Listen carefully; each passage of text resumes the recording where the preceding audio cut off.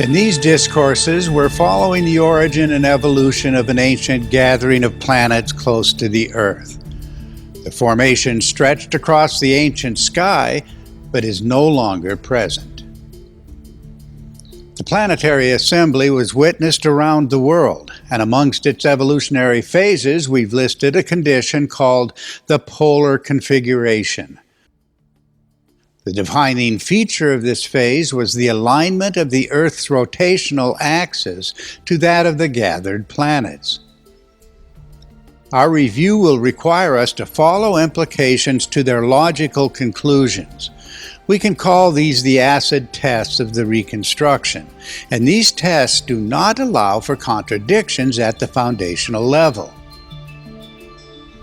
We've identified the gathered planets as the source of the mythic archetypes now documented within all of the well-developed early cultures. In their underlying integrity, these archetypes could not exist without the natural events that inspired them.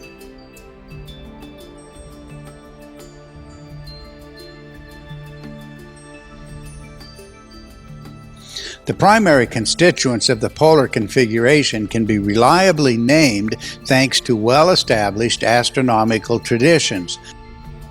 The large sphere is the planet Saturn, the discharging star close to the center of Saturn as the planet Venus, and the smaller reddish sphere in front of Venus as the planet Mars. We've also briefly alluded to two subsequent phases. The phase of wandering, marked by instability, celestial conflict, and titanic wars of the gods.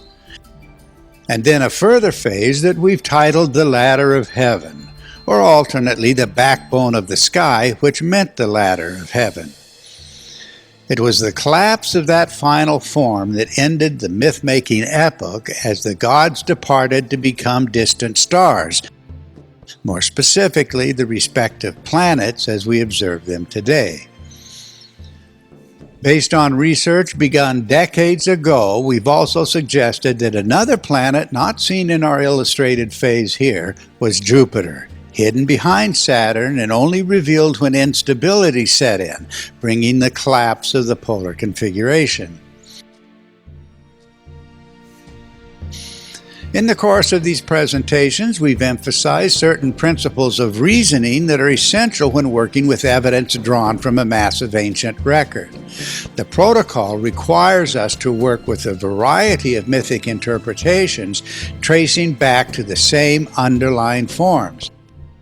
Concrete events in the sky, lacking any counterpart in the sky we observe today, provoked a variety of mythic interpretations. And that is why common explanations of the global patterns, the archetypes, never worked. The unified archetypal substructure of human memory does not allow for contrivances. In our most recent discourse, we noted the connection of the famous Medusa story to the archetype of the angry goddess, which means the terrible aspect of the planet Venus in world mythology, even if in many lands the planetary connection was lost in the chaos and reorganization of the solar system that followed. The global pattern, the archetype, was not lost. And that archetype can be reconstructed through systematic comparative analysis. Our analysis linked the story directly to the visual departure of Venus from its original position. With this displacement, the planet was no longer seen as the central eye or radiant heart and soul of the universal sovereign, meaning Saturn, but as an Earth-threatening chaos monster. In this chaotic condition, the former symmetrical star-like discharge streamers of Venus acquired a wildly disordered appearance, as the unstable motions of the planet appeared to threaten the entire celestial order, including our Earth itself. How did it happen that the body we now observe as a tranquil planet moving on a predictable path could have inspired memories of terror throughout the ancient world? That question invariably leads us to the ancient language of the planet Venus as a comet. Hence the truth of the matter. A vast library of evidence flatly precludes common assumptions about the history of the solar system. Neither historians nor theoretical scientists can afford to ignore the implications. This is why the rules of cross-cultural investigation are essential. Separate fragments of evidence are effectively useless when disconnected from larger patterns. And as the larger patterns are brought to light, it is also essential that they be followed back to their first occurrences, where the records themselves are closest to the original human experience. The comparative approach is not just an option, it is mandatory. Wherever diverse cultures use different words, different symbols, and different sacred practices to describe or reenact the same extraordinary events, that means a critical principle too long overlooked is awaiting discovery.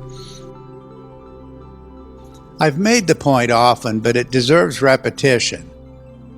Of the 5 visible planets, ancient cultures the world over identified only Venus as the mother goddess.